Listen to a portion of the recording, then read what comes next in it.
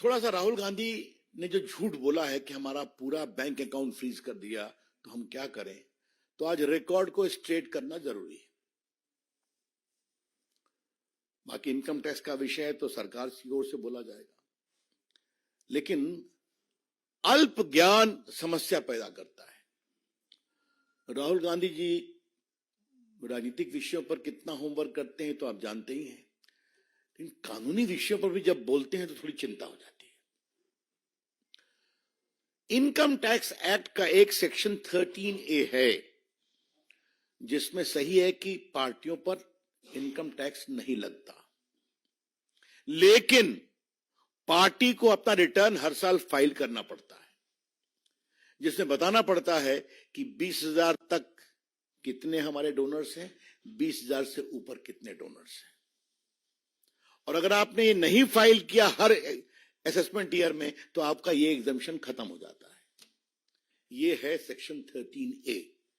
Let me repeat, under the income tax act section 13A, there is a clear provision that the political party is exempted from income tax, provided they file their return every year as to how much money has come of 20,000 rupees and duly certified auditor's report as to how much they had received from big donations. If you don't do it, you lose that exemption. ये बहुत basic चीज है जिसको समझना चाहिए।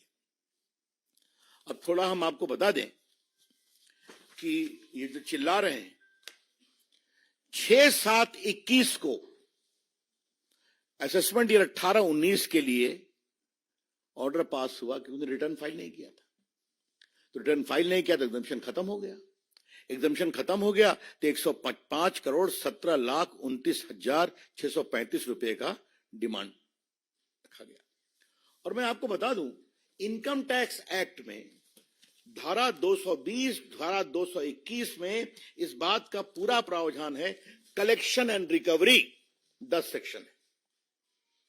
कैसे collection होगा, कैसे रिकवरी होगी, सर्टिफिकेट होगा, पेनाल्टी लगेगी, मैं पढ़ नहीं रहा हूं, but there is a inbuilt mechanism. तो उसका टैक्स का प्रोसेस है। आईटीओ ने नहीं किया तो आप अपील में जाएंगे, अपील ने नहीं किया तो आप कमिश्नर के यहाँ जाएंगे, कमिश्नर ने नहीं किया तो आप ट्राइब्यूनल में जाएंगे, ट्राइब्यूनल नहीं किया आप हाई कोर्ट जाएंगे, सुप्रीम कोर्ट जाएंगे। इससे ना संजय मयूख को मतलब है, डॉक्टर पात्रा को मतलब है, ना मुझे मतलब है, ना भाजपा को मतलब है। This is a routine tax process.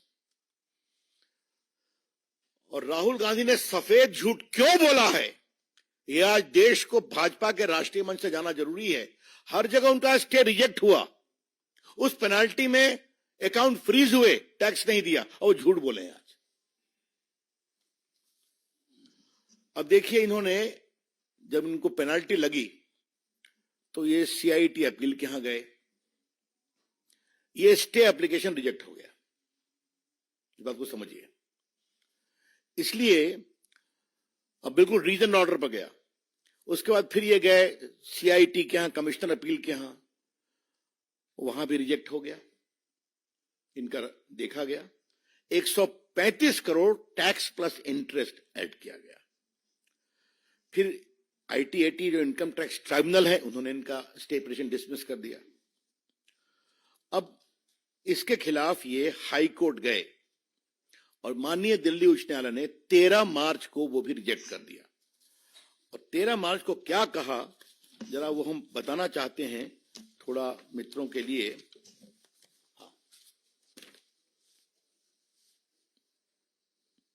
Court remark that it was badly handled matter and somebody from the Congress office went to sleep right from 2021.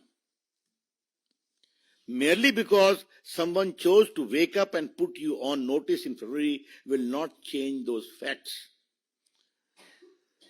फिर कोर्ट ने बाकी किया, इनका लंबा ऑर्डर है, इसको रिजेक्ट कर दिया। अब ये सुप्रीम कोर्ट गए हैं। सुप्रीम कोर्ट में 1 अप्रैल को सुनवाई है। राहुल गांधी जी, आज आपने अपनी प्रेस में इसको क्यों छुपाया? आपकी पार्टी अपील में गई, आपकी पार्टी आईटीएटी में गई, आपकी पार्टी हाई कोर्ट में गई, आपकी पार्टी सुप्रीम कोर्ट गई है। आपने क्यों छुपाया?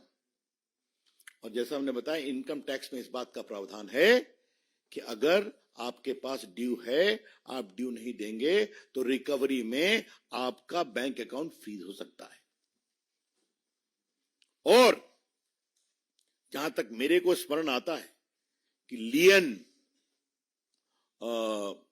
135 करोड़ का इनके बैंक अकाउंट पर कोर्ट ने डाला था, आप 135 करोड़ मत छूइए, बाकी ऑपरेट करिए।